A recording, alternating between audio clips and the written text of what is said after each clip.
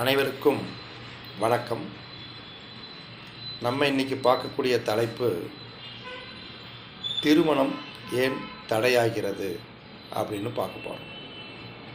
திருமண தடை எதனால் ஏற்படுகிறது?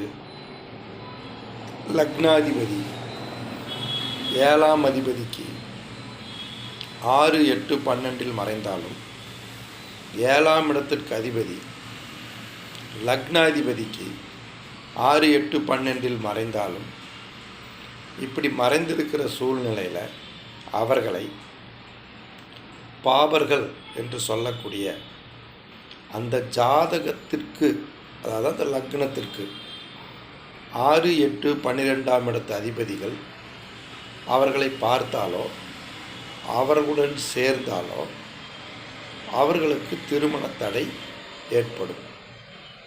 இது எந்த காலகட்டத்தில் அவருடைய திசா புத்தி அந்தரம் சூட்சமம் பிராணன் அப்படிங்கிற காலகட்டங்களில் விழுகுதோ அதற்கு தகுந்தாற் போல காலமாற்றம் ஏற்படும்.